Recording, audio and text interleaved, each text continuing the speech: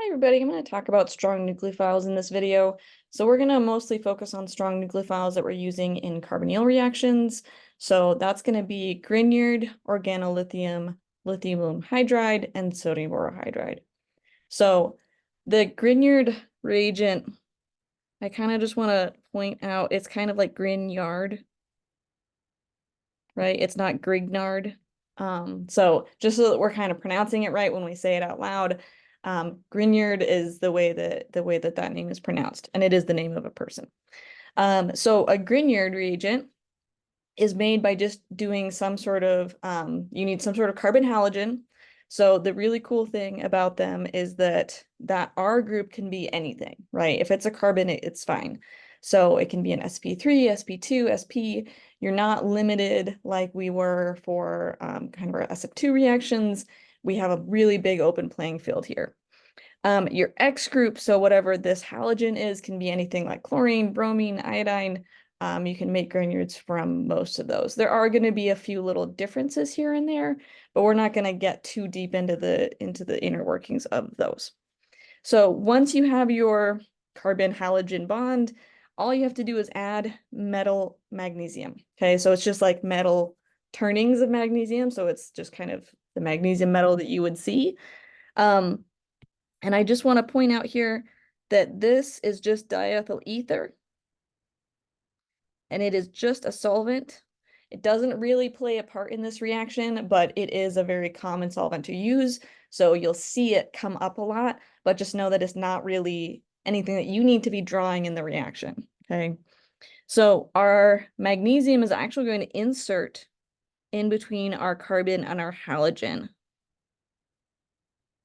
Okay, so our magnesium is going to go insert between the carbon and the halogen bond, and that's going to form our Grignard reagent. Just going to scooch this.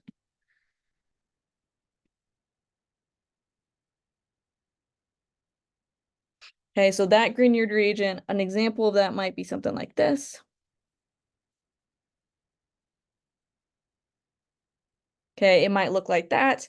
And the thing you want to keep in mind here is that if you're looking at a periodic table, and I'm going to just pause this really quick so I can get a periodic table up. Okay, so if we look at the periodic table here, if we zoom in kind of on this carbon magnesium bond, that's kind of the one we want to focus on here. So we've got carbon over here on the right-hand side-ish, and then we've got magnesium over here on the left. So remember our electronegativity trends, we're kind of going this direction, right? Kind of doing that arrow towards fluorine. So having magnesium next to carbon, if we're thinking about who's going to be holding that electronegativity, that's always going to be carbon, right? So when we're thinking about kind of delta plus, delta minus here, that carbon is really going to be our delta minus, and our magnesium is going to be our delta plus. Okay, our bromine is also going to be a delta minus, but it's just not really going to do anything. It's going to be pretty busy in the ionic bond that it's going to have with the magnesium. So when we're looking at these two things, the carbon is really the one that we care about the most, and that's going to be our nucleophile. So what I like to do is I like to think of it as an ionic bond, and it's not technically an ionic bond. We're not quite in that level of electronegativity difference, but it's a good tool when you're learning to make sure that we're kind of thinking about it along the same lines. So we can, let me scooch this over. So we kind of want to think about it as like a lone pair on a carbon, and then balanced out with an MgBr plus. Okay, because remember that magnesium is in that second column, right? We got it right here. So it's going to be a 2 plus. So to neutralize it out, we need 2 minuses. Okay, so that's kind of what we're looking at here, those carbon nucleophiles from those. The organolithium reagents are going to be almost identical. So we're going to start with our same kind of carbon halogen bond. We're going to add in lithium, and there's different ways that you can get lithium. It's not all going to be the really scary stuff. But this one is definitely going to be more reactive, and we'll talk about why in just a second. And that's going to get us our organolithium reagent.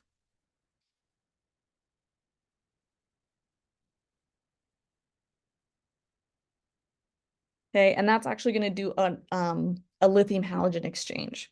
And this is going to be more reactive than a Grignard.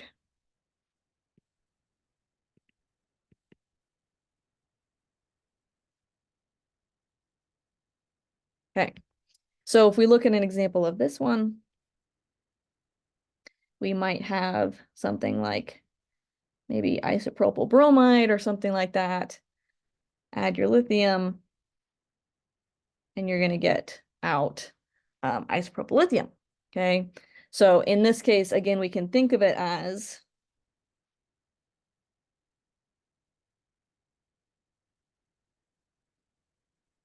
that lone pair on the carbon and then the positive lithium counterion. So again, this tends to help when you're doing the reactions to make sure that you understand that when that carbon is your nucleophile and attacking some kind of electrophile, that your lithium's not coming along for that ride, okay? It is not going to stay attached to that carbon because it's not really holding the electrons there, right? The carbon's holding the electrons. So it's important to note that that lithium or the MgBr is just going to end up kind of counterion next to whatever negative charge comes up next, right? Usually some sort of O minus. So that's kind of what we want to think about. So in terms of why we're seeing things, the organolithium being more reactive than our Grignard, it really comes down to our electronegativities here. Okay, so if I have this methyl Grignard versus methyl lithium,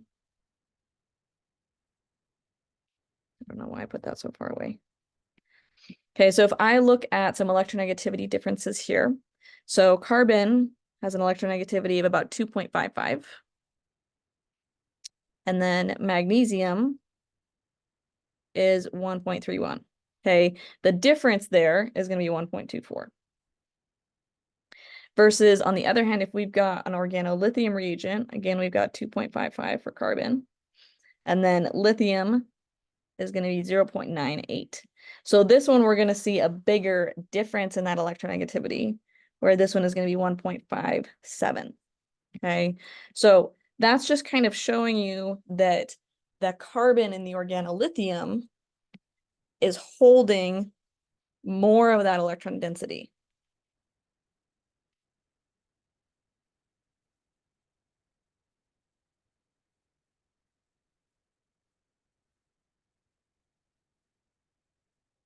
Okay, so that's going to make it a more reactive, more kind of like, I need to get rid of this electron density situation. So that's kind of what we're going to look at. We're going to think about these strong nucleophiles and make sure that we're recognizing that there is going to be a reactivity difference as well. Alrighty, so as we've seen, we've been talking about these as carbon nucleophiles. So it is important to note here that these two options are some version of a C minus. Okay, so these are our carbon nucleophiles. Oops. Okay, and these are going to help us make carbon-carbon bonds.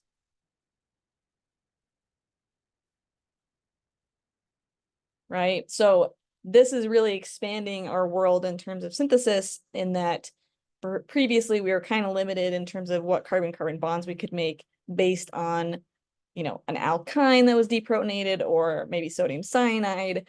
But now this has really kind of broadened up the whole world in terms of what kind of carbon-carbon connections we can actually start making.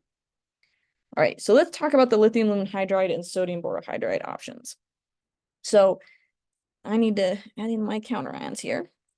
So the really cool thing about these guys, and another reason why I brought in my periodic table. So I just want to be clear here when we're looking at aluminum, we're looking at boron, right? We're looking at these two right here. So it's important to keep in mind that we're in the 13. So both of them have 3 valence electrons. So when we're thinking a formal charge, it's going to be a little bit weird because it's not quite going to fit into what we like to think of as the nice like safe octet rules, right? So when you're looking at boron, for boron to be neutral, each of those 3 electrons has to make a bond, but that only gets you to 6 electrons. Same thing with aluminum, right? So if you're in a position where boron or aluminum are neutral, they don't have a full octet, so they're still pretty reactive.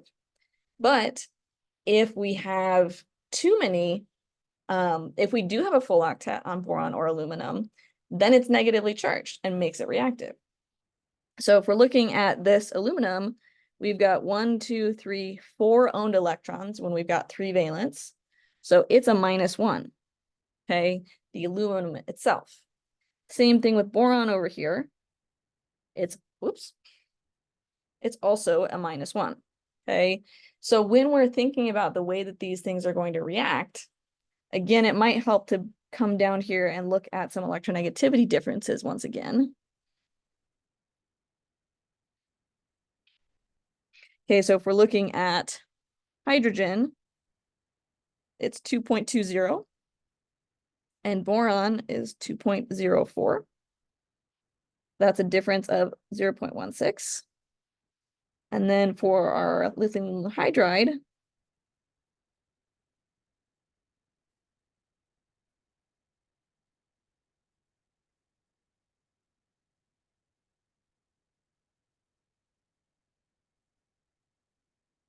so H is going to be 2.20 again, and then our aluminum is going to be 1.61. Okay, that's a difference of 0.59. Okay, so definitely a lot more reactive here in terms of lithium aluminum hydride compared to sodium borohydride. And the thing you want to kind of keep in mind is, again, just kind of like our carbon cases, where our electronegativity difference is bigger. That's where, in this case, the hydrogen is holding more of that electron density. And so that hydrogen is now going to be more nucleophilic. So both of these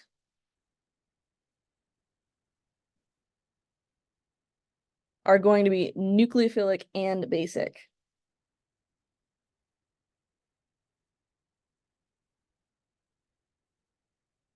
Of H minus. Okay, so again, we can kind of think about that as a hydride, kind of. It's not technically, and we'll talk a little bit about that.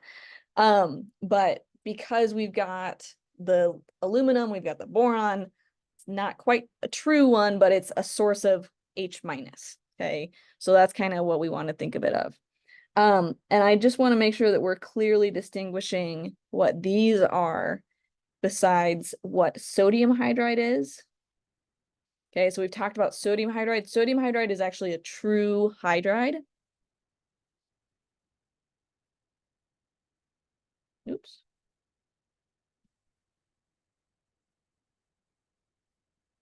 Okay, so its H minus is actually just H minus.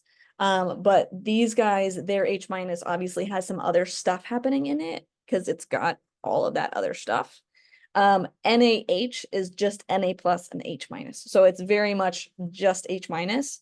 And it's important to note that the H minus from sodium hydride is only basic.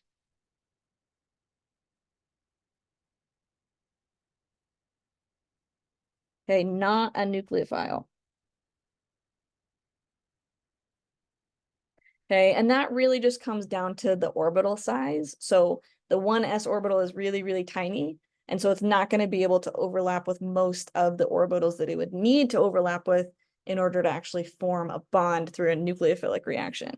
So it can overlap with other hydrogens, right? So like other proton orbitals it can overlap with, but it's not going to react with anything other than another hydrogen or proton.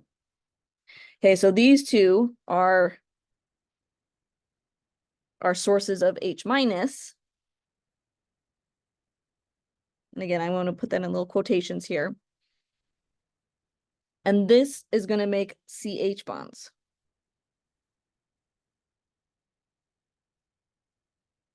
Okay, so that's kind of what we want to distinguish here in terms of what we have going on. So I'm just going to do one quick little example for both of them. So let's look at,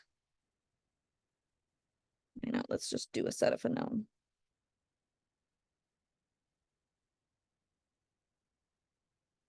Okay, so let's look at an ethyl lithium on one side and then we'll look at sodium borohydride on the other.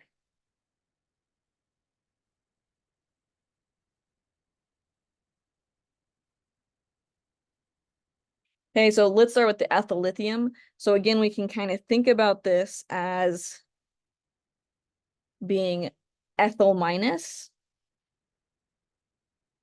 okay, and more ionic style. So then we're going to have our lone pair is going to go attack our carbonyl, which is our delta plus, push the electrons up, and give us an O minus. And what I've done here is I've added this carbon nucleophile to that carbon electrophile, and I have made a new bond between them. And so I get this new ethyl group installed. Okay, keep in mind that we're counting 1, 2, and then 1, 2, right? Or 1, 2, sorry. Okay, sodium borohydride is going to be same thing. So we're going to use the bond of that H to the boron, because we're kind of looking at aiming to get that boron to be neutral. So the reactive part is kind of it trying to push electron density away from it to become neutral. But it's really not happy in any state. So it's going to push away and then it's going to want them right back. So that nucleophilic attack is going to look exactly the same here.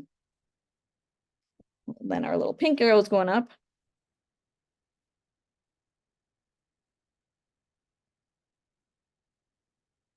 And we've made a new CH bond. Okay, so now we've attached that H. And again, very important to note, the BH3 did not come with it. The lithium did not come over here.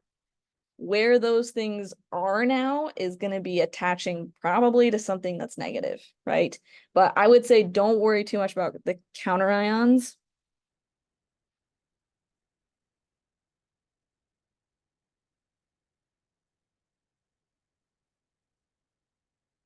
In my experience, it usually just kind of gets people all mixed up into a great big swirl. So don't worry too much about counter ions. We're focusing on the carbon nucleophile, the hydrogen nucleophile. You can kind of let the rest of it be a little bit of a blur.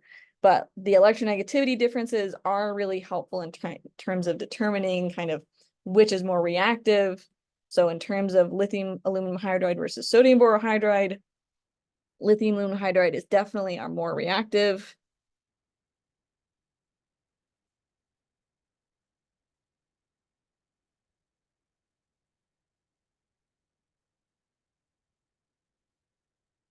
Than our sodium borohydride, where that difference is a lot smaller. The organolithium is quite a lot more reactive than our Grignard, where again, that electronegativity difference is a lot smaller. So that's kind of what I wanted to show you in terms of the strong nucleophiles that we're going to be using. I think they're a lot of fun. They really open up a lot of things. So just to remember to take some time and practice on this. It does not happen in a day. It will take some pretty sustained amount of practice, because we talked about 4 nucleophiles today, but there's quite a lot of electrophiles that this can be paired up with. So we're going to see a pretty wide range of reactions that you can do from this, but I just want you to kind of focus on the fact that we're going to be staying pretty well within this kind of mechanism style, where you attack the carbonyl, you move electrons up out of the oxygen, and that's going to be the really big pattern that we want to keep in mind while we're doing this next section. So as always, let me know if you have any questions, and I will see you all later.